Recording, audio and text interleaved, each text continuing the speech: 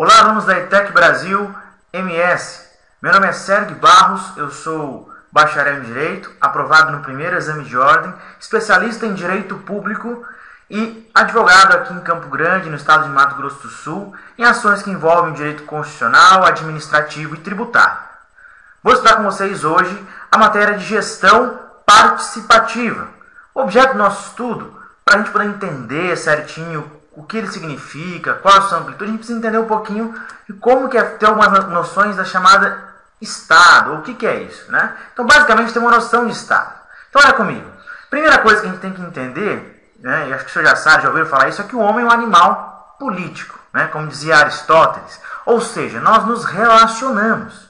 E dessa forma, nós precisamos conviver e coexistir, porque isso faz parte da nossa natureza humana. Então é esse o relacionamento de Aristóteles. Nós nascemos já num convívio familiar, depois vamos nos ligando a grupos sociais mais complexos, como grupos de estudo, grupos universitários, grupos religiosos, grupos de convicções intelectuais, enfim, por aí vai esses diversos. E esses diversos grupos juntados, acoplados, né, formam a chamada sociedade civil, a formação de todos esses grupos nos quais nós estamos insertos. Então vejam, o problema é que na convivência humana nascem os conflitos de interesse. É natural, né? Como nós coexistimos, ocupamos os mesmos espaços, né, nós temos os nossos conflitos de interesse. E aí por isso que existem as normas para que a gente possa prevenir e, havendo um ou outro conflito, reprimir esse conflito ou resolver esse conflito da melhor maneira possível.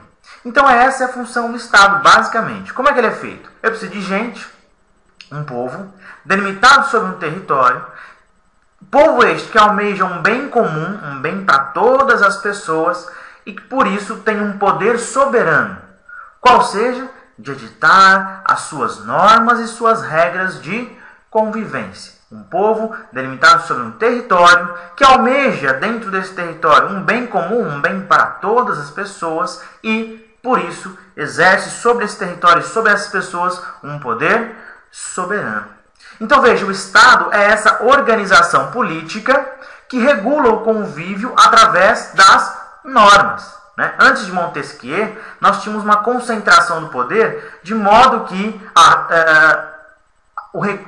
o convívio era regulado através de um monarca ou de algum regente. De acordo com a vontade dele, ele fazia o que ele queria para regular a convivência entre todas as pessoas. Mas após essas ideias de Montesquieu, lá na França, e a própria Revolução Francesa, nós tivemos uma alteração de todo esse conceito, de modo que nós temos agora não uma concentração de poder, mas uma, entre aspas, separação de funções. Tá? Temos a função legislativa, pessoas que vão editar normas, temos a função executiva, que são pessoas que vão cumprir aquelas normas editadas pelo poder legislativo. E por fim, a função judiciária. Esta função visa basicamente fiscalizar o cumprimento das leis, tanto pelo poder legislativo quanto pelo poder executivo. E aí eu não tenho concentração do poder na mão de ninguém. Ele está de forma descentralizada, desconcentrada, para que possa ser exercido de uma maneira cada vez mais democrática, cada vez mais participativa, que é o tema da nossa aula.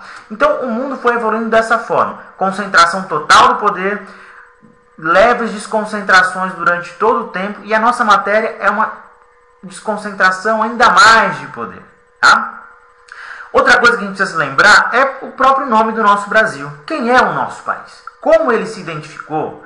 Qual é a cara? Qual é o jeitão dele? E ele diz no artigo 1º da nossa Constituição que ele é uma República Federativa do Brasil, ou seja, república vem do latim res publica, ou seja, que a coisa é do povo. Aí você me pergunta, professor, que coisa é essa que o povo é o titular, é o detentor dessa coisa? Tudo.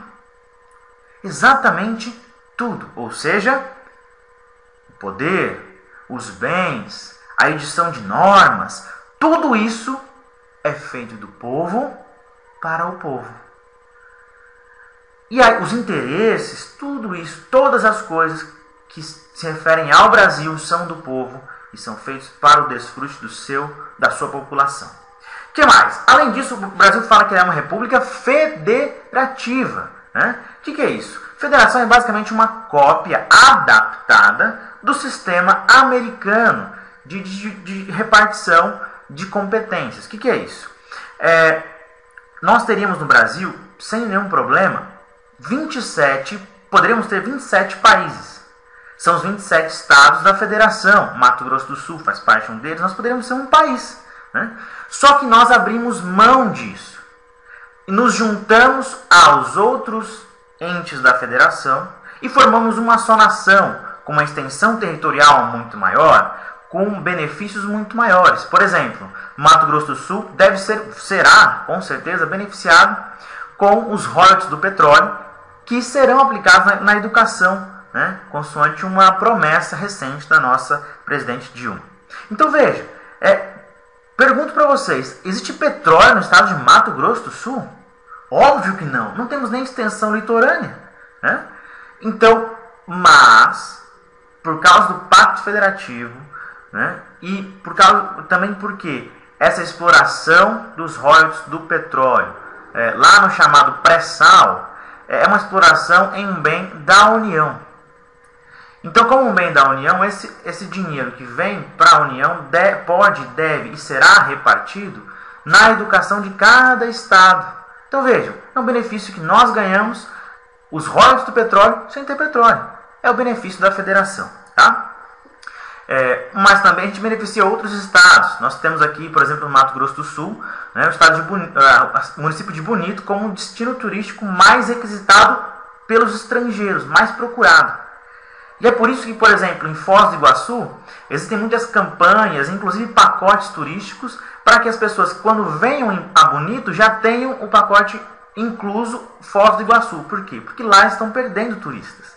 Então veja, o benefício do Pacto Federativo. Nós abrimos mão da nossa soberania, ganhamos uma certa autonomia, uma certa gestão, mas ela é vinculada àquilo que a Constituição colocou.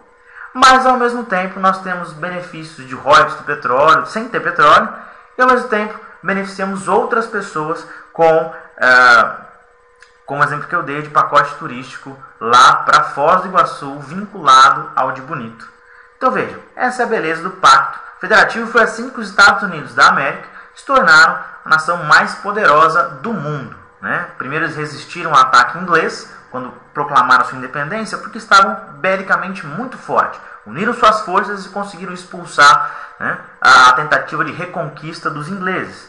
Então veja, é muito importante, é muito interessante esse pacto federativo. O que mais? Então, lembrar também que a nossa República Federativa, ela é democrática. Ou seja, o povo toma as suas decisões. O povo governa. Eu não tenho um regente que faz o que quer, quando quer e como quer. Pelo contrário, eu tenho o povo que governa, o povo que elege, no caso. Por isso nossa democracia ela é representativa. Nós elegemos pessoas que vão nos representar na defesa dos nossos interesses.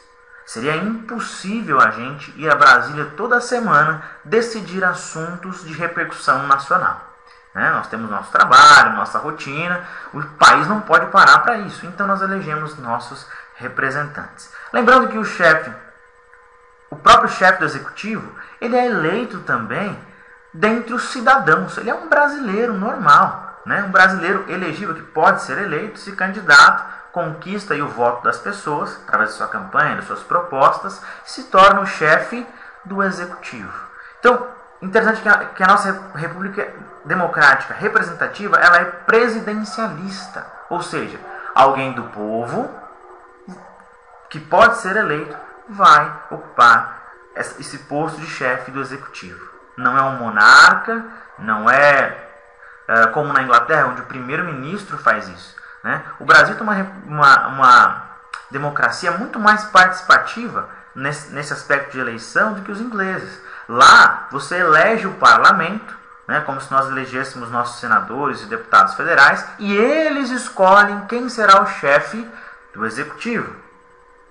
No Brasil, não. Nós votamos diretamente naquelas pessoas que vão nos representar no cargo mais importante, o chefe do executivo. Então vejam, nós temos muitos avanços aí na nossa democracia representativa. Tá? Aí você fala, professor, e a rainha da Inglaterra? A rainha da Inglaterra, né, ela não é a chefe do executivo? Não é. Ela representa em alguns poucos, parcos casos, ela representa o povo, representa a nação perante um ou outro tratado internacional ou uma outra discussão, né? E até se torna uma expressão idiomática no Brasil e no mundo, né? Quando alguém te trata como fantoche, pode também te tratar como rainha da Inglaterra. Eu não quero ser rainha da Inglaterra, eu não quero ser fantoche na mão de alguém, né? Se alguém que tem um posto, mas que não tem função quase nenhuma, tá? É mais um fruto da paixão do inglês. Outra coisa é que o Brasil, além de ser um Estado democrático, ele é um Estado democrático de direito. Isso significa basicamente 3 coisas.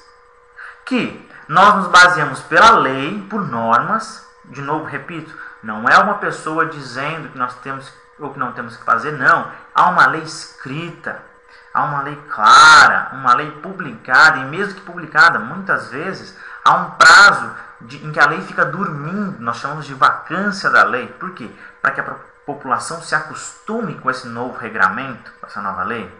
Então veja, princípio da legalidade. O que mais? Justiça, justicialidade. A gente vai buscar editar normas justas, normas compatíveis com nossos princípios, com nossas normas, princípio da igualdade, princípio da moralidade, por aí vai. E, por último, o princípio da igualdade material. Igualdade material. Não é simplesmente tratar todo mundo igual, né? E isso é muito fácil de entender. É dar vantagem para quem precisa. Você imagina o seguinte. Imagina que nós vamos agora chegar na sala de aula, né? E aí, bom, eu que não tenho nenhum problema de locomoção, porque minha perna funciona naturalmente, eu me locomovo naturalmente, vou chegar na sala, tendo degrau ou não. Não vai ser um problema para mim. Mas um cadeirante, ele não conseguirá entrar na sala, ou entrará com muita dificuldade se a porta for muito estreita, se não houver aquela rampa de acessibilidade. Então eu gasto o dinheiro público de todo mundo para dar vantagem para esse cadeirante, para que ele possa aí sim ser igualado a mim, que não tenho problema, esse problema de locomoção. Essa é a igualdade material. Dá vantagem para quem precisa. É tratar de forma desigual quem é desigual. Ora, se é desigual e está em desvantagem, eu dou vantagem para ele, ele fica em pé de igualdade comigo e qualquer outra pessoa que não tenha, eventualmente, essa deficiência física. Ok, entendemos já essa questão. A gente precisa ver um pouquinho sobre questão de tipo e modelo de Estado. Tá? A gente já falou que o nosso Estado é democrático e não é ditatorial. Tá? Ditatorial.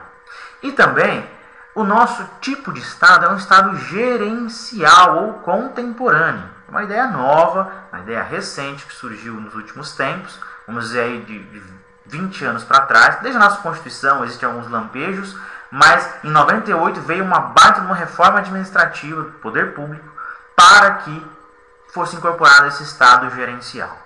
Mas nem sempre foi assim. Tá? Olha só, acompanhe comigo no slide. A primeira ideia foi um Estado concentrado absolutista. Lembra que eu falei para vocês?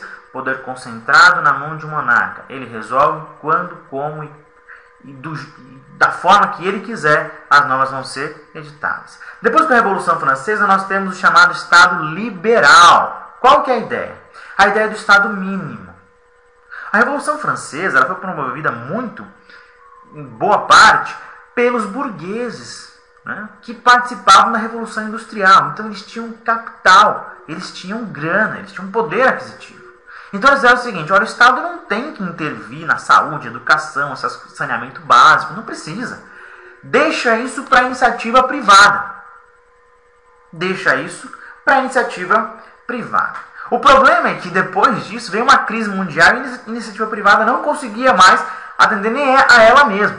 E você acha que os menos favorecidos tinham grana para investir em educação, saneamento básico? Difícil, né? Então, o problema é que, lá na frente, nem os ricos puderam mais investir nisso, porque eles não tinham mais poder aquisitivo. Então, o Estado é chamado para atender essas necessidades básicas. Aí ele entra na história a nova fase, a fase do bem-estar social. Estado, vem aqui atender essas necessidades públicas: saúde, educação, habitação, transporte e geração de empregos. Depois disso nasce a figura do Estado neoliberal. Qual que é a ideia? A economia se estabiliza, o Estado provê, né, de forma duvidosa, né, essas necessidades básicas, mas o fato é que a iniciativa privada começa a se reequilibrar, a economia se reequilibra, e aí vem o Estado neoliberal. Qual que é a ideia? Intervenção mínima de novo. O Estado agora não vai, de novo, prover as necessidades básicas, serviços públicos e tudo mais. Não. Ele vai prover o mínimo possível. E boa parte ele passa para a iniciativa privada. São as chamadas privatizações, muito vistas no governo do ex-presidente Fernando Henrique Cardoso. Privatização. O serviço público de água, energia, saneamento básico é feito por quem? Pela iniciativa privada. Saúde.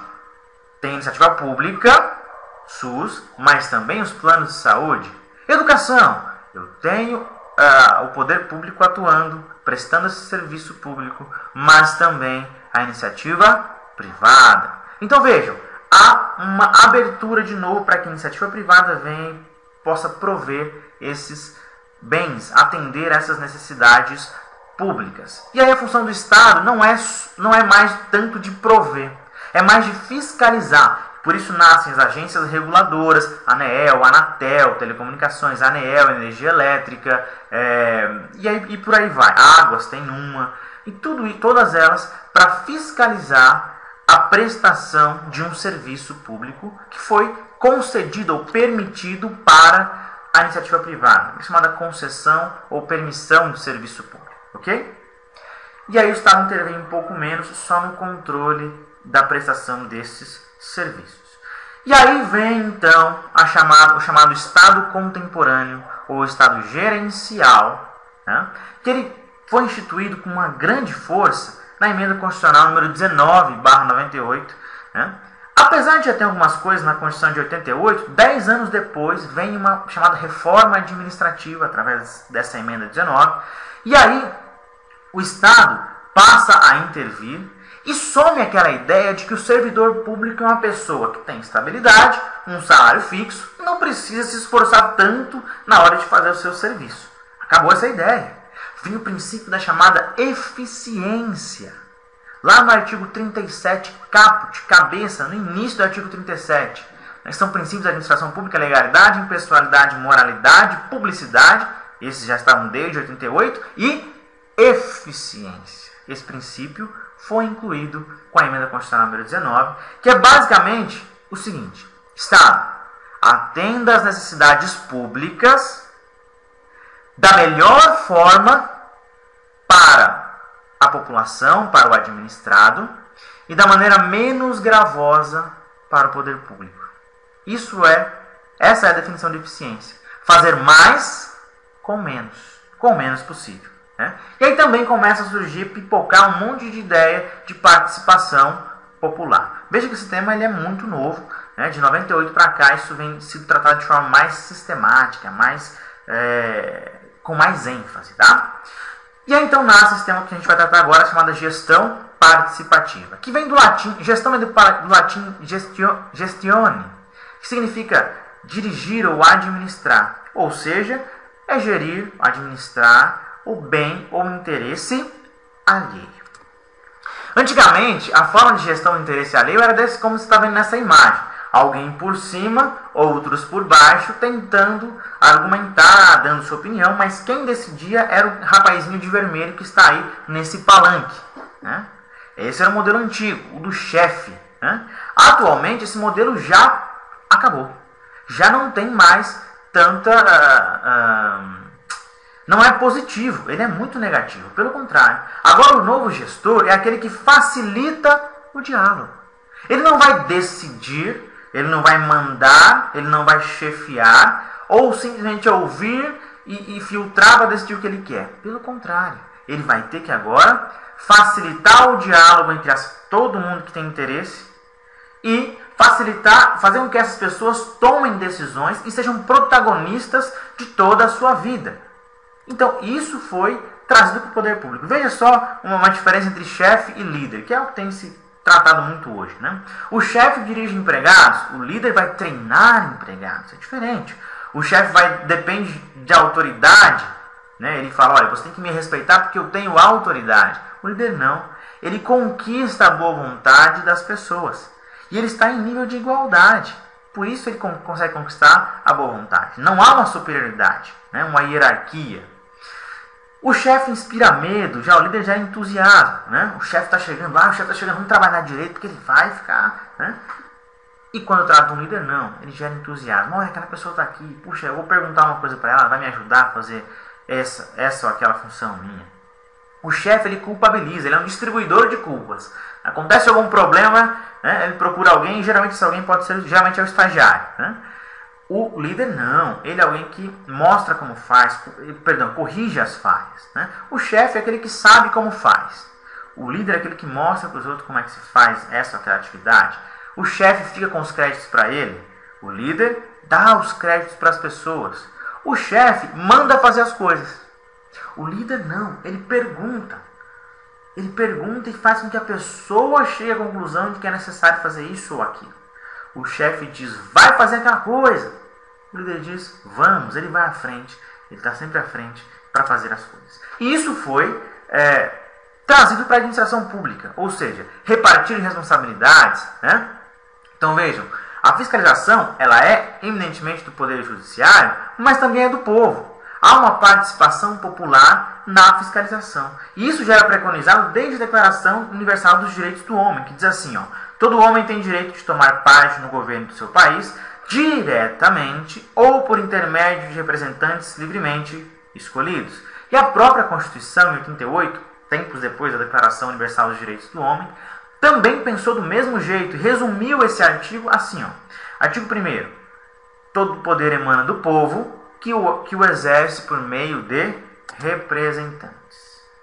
Então, já que tivemos essa base geral sobre gestão participativa, vamos começar a entrar na Constituição e nas demais leis para ver como é que a norma jurídica, né, trata essa participação popular, né, dos projetos e decisões e fiscalizações do interesse público. Lembrando que a gente vai fazer esse estudo normativo, de leis, de normas, porque a gente vive sob o princípio da legalidade. Ninguém é obrigado a fazer ou deixar de fazer algo, senão em virtude de lei. E aí, lei no sentido amplo, Constituição, lei ordinária federal, lei delegada, lei complementar e resoluções, instruções normativas e por aí vai. Ok?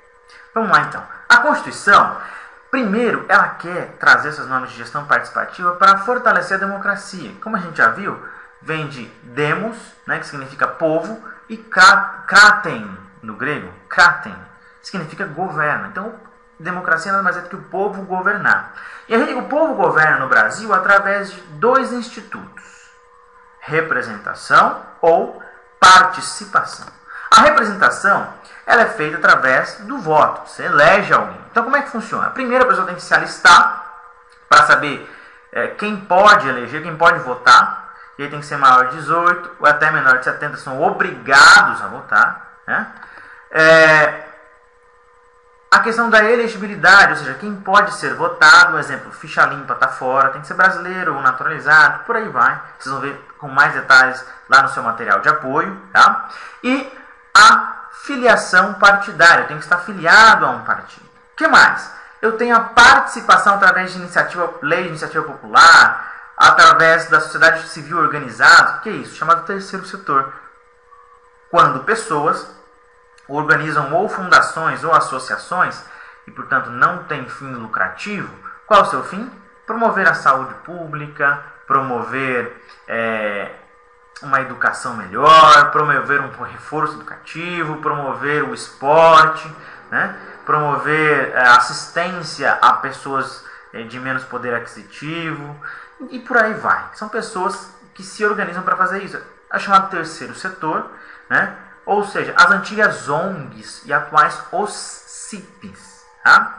Então vejam, e também eu posso requerer a cassação de mandato, né, de alguém que foi eleito. O cara foi eleito pelo povo, mas não era elegível. Posso pedir a cassação do mandato dele. Isso vamos ver com mais detalhes no material de apoio de vocês. Tá? O que mais? Audiências públicas, né? Onde os interessados são convocados para discutir certos assuntos. O que mais? Iniciativa popular. O povo pode inaugurar o processo legislativo. Eu quero fazer uma lei. Né? Fórum municipal, preciso de 5% dos eleitores daquele município. Lei estadual, 1% do eleitorado, no mínimo 50 municípios e 1% de cada município. Tá? 1% do total, sendo que também 1% de cada município. E a União, 1% do eleitorado nacional, no mínimo 5 estados e dentro de cada estado 0,3%. E uma outra coisa também é o chamado, além de fazer uma lei, que vocês viram lá atrás, pedir para que se faça uma lei, como por exemplo, ficha limpa, eu tenho também o plebiscito e o referendo. O que é isso? Imagina que o poder público, o legislativo, quer fazer uma norma. Mas antes de fazer essa norma, ele quer consultar a população. Eu chamo isso de plebiscito. Tá? Ou então imagina que o legislativo fez a norma, ele fez a audiência pública, discutiu aquele assunto, fez os artigos bonitinhos, passou por um processo legislativo, ou seja, Comissão de Constituição e Justiça, outras comissões de orçamento, e aí foi aprovado. Aí ele fala, povo, o que vocês acham dessa lei que a gente fez? Aí eu chamo isso de referendo. Um exemplo muito clássico disso é o Estatuto do Desarmamento, né? Que aí depois de feita a lei, nós tivemos aí, o povo teve como referendar ou não, ou todo o texto, ou partes daquele texto. Uma parte foi aceita, outra não. Ok? O que mais? Além disso, nós temos chamados mecanismos de controle da participação do povo. Né? Ou seja, como é que esse povo vai participar da gestão pública? Né? Então, olha comigo. Primeira coisa é que nós temos na Constituição como um direito fundamental a liberdade de associação. Né? Liberdade de associação. Antigamente, a gente não poderia se associar na época da ditadura. Né? Era proibido, era coibido. Né? E também posso criar fundações ou associações. Né? Fundação significa, geralmente, para assuntos religiosos, morais, culturais, assistenciais, ou associação para qualquer fim, né? Desde que ela não tenha não vise o lucro. Tá? Tudo isso, liberdade de associação. O que mais? Eu tenho direito de obter informações. Quanto foi gasto com esse contrato público? Quanto que foi gasto com essa obra pública? Qual foi a decisão sobre este ou aquele assunto? E por aí a gente pode pedir todas as informações para o poder público através do chamado direito de petição. Além disso, tem os meios judiciais. Né? A gente brinca no direito que o direito instrumental, o processo civil, ele serve para que a gente possa buscar aquelas normas do direito material. Material, o que você tem direito? Tem direito a isso, isso e aquilo. Instrumental, como garantir aqueles direitos. Né? A gente brinca que o direito material seria a letra morta se não existisse o direito processual. E o direito processual traz esses meios judiciais de controle, tá? Da gestão participativa. Como é que eu faço isso? Olha lá, através das chamadas garantias fundamentais. Olha que interessante que a Constituição fez. Para cada direito fundamental, eu tenho uma garantia. Para cada direito, eu tenho um instrumento processual, uma garantia ágil, célere, para que esse direito fundamental seja resguardado. Ou de forma preventiva, ou de forma repressiva. Okay? Então, olha comigo lá os chamados remédios constitucionais. Tem o habeas corpus, que é para coibir a constrição ilegal da liberdade. Né? Habeas, dê-me o corpo, libere o corpo, solte o corpo. Habeas corpus. Né? Ou então, habeas data, libere minha informação. Lembra do direito de petição que a gente falou agora há pouco ali atrás? Vou até voltar ao slide. Tá? Para obter informação, eu tenho direito de petição, eu falo Estado, agente público, eu quero informação sobre esse contrato administrativo, sobre a escala dos médicos, e para saber por que está tendo tanta demora no atendimento da saúde, público de saúde. Então, como é que, se não me derem lá a informação que eu quero, eu entro com habeas data, habeas, dê-me, libere-me.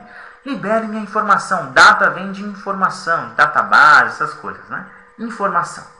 Ou mandado de segurança. Cuidado! Não é mandato de segurança. Todo mundo fala isso. Mas vocês não vão mais falar isso, não é, senhores? É muito bom isso. Ó, é mandado. Mandado vem de ordem de segurança. Né? Essa ordem de segurança existe para quê? Para coibir uma autoridade, um ato de autoridade que venha a ferir um direito líquido e certo. Tá? Um direito líquido e certo. Ou seja, um direito que todo mundo sabe que eu tenho. Está expresso na lei. E ela vem para anular esse ato. Ou de forma repressiva, né? Aconteceu a coisa, eu vou lá e anulo o ato. Ou de forma preventiva. Olha, eu vi nesse edital aqui, por exemplo, que estão exigindo uma experiência muito além daquilo que vai ser objeto da licitação. Então eu estou vendo que estão querendo eliminar certos concorrentes ao exigir uma experiência muito, muito além. Então, antes de me negarem a participação, eu já impugno o edital, né? Ou, se não aceitarem, eu entro com mandado de segurança para que essa exigência desproporcional seja retirada do edital. Mandado de segurança, tá? E ele pode ser individual ou coletivo, atingir uma só pessoa ou todas as pessoas interessadas neste assunto, ok? O que mais? Eu tenho chamado mandado de injunção. E aí eu peço sua atenção porque alguns comentários que estão aqui, que eu vou falar agora, não estão no material de apoio, mas eu acho que são interessantes para o nosso curso. Então, olha só. Algumas normas da Constituição precisam de regulamentação. Como assim? Imagina o seguinte. Lá na Constituição está lá que o objetivo é erradicar a pobreza. Acabar com a pobreza. Bom, então ela acabou? Coloquei na Constituição desde 88, coloquei lá, escrevi, então acabou a pobreza? Lógico que não. Não acabou a pobreza.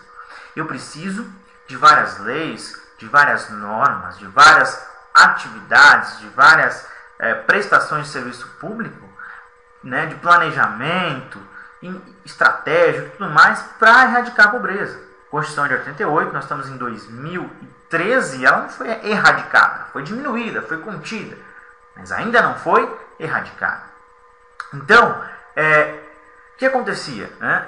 O STF, muitas vezes, ele saía pela tangente.